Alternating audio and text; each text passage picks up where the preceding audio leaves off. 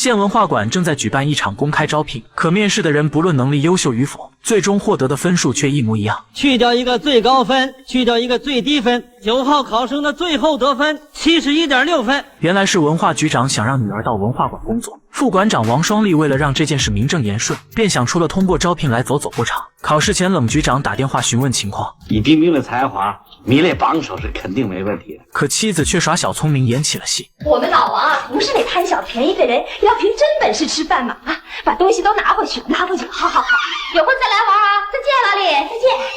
这番话是故意说给冷局长听，为的就是让他欠下丈夫的人情。结果电话那头的冷局长却说女儿病了，不能去参加文化馆的面试。现在告诉你们，不知道误不误你们的事儿啊！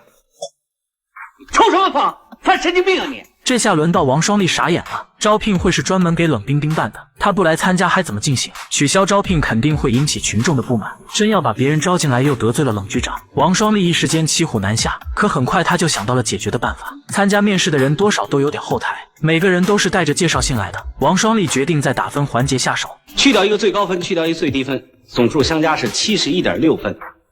李老师如果打出一个8.5，那么第二个就是打8.6、8.7，万很顺延。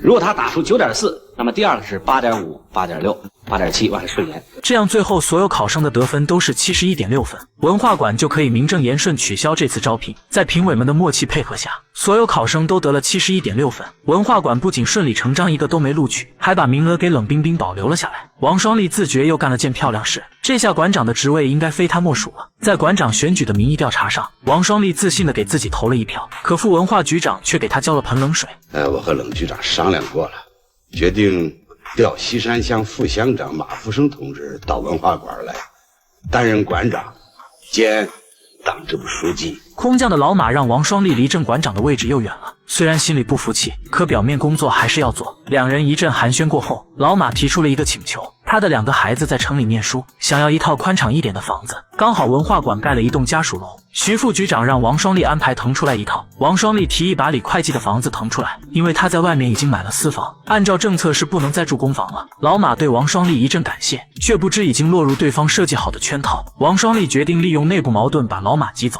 他把腾房子的事告诉李会计。老马要来馆里住，相中了你的那套房子，徐副局长让我命令你把房子腾出来。李会计听后立刻就炸毛了，这也正是王双丽想要看到的。文化馆有个拆旧房盖舞厅的项目，王双丽把项目交给了开发商石老板，石老板拿出一大笔信息服务费，却被王双丽拒绝。他让石老板用这笔钱帮李会计装修新房，剩下的钱将来请文化馆的同志出去旅游。不得不说，王双丽把人心拿捏得死死的。李会计让石老板把工程进度放慢，旧房拆完停一阵子再挖地基，等地基挖完就完全停下来。石老板明白他们这是在给新来的馆长出难题。王双丽认为老马是个土包子，心里对他满是不屑。在新馆长的欢迎会上，除了老罗鼓掌表示欢迎，其他人都对老马态度冷淡。老罗因为作风问题被王双丽处理过，管理的人都不待见他，他渴望能得到新领导的重用。老马说自己跟文化很有缘，前阵子随手拍的照片还得了奖，摄影组的猴子却当众挑刺。我是搞技术的，我不懂艺术，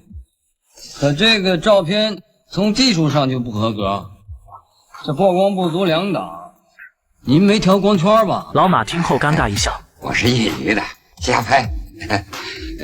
各位都是我的老师。猴子是文化馆的临时工，前几任馆长都想撵他走，却都被王双丽给拦了下来。猴子对王双丽是忠心耿耿。我猴子记住一个好，鞍前马后你就挥鞭子使唤吧。老马和老罗搬来一张破旧的办公桌，王双丽见状让老罗去买张新的。老罗来到家具店，看上一对躺椅，买一对吧，减价商品，就剩那2把了。报不了，领导只让买办公桌。我把发票给你开到一起不就得了，只写办公桌。就这样，老罗用公款给自己买了2把椅子。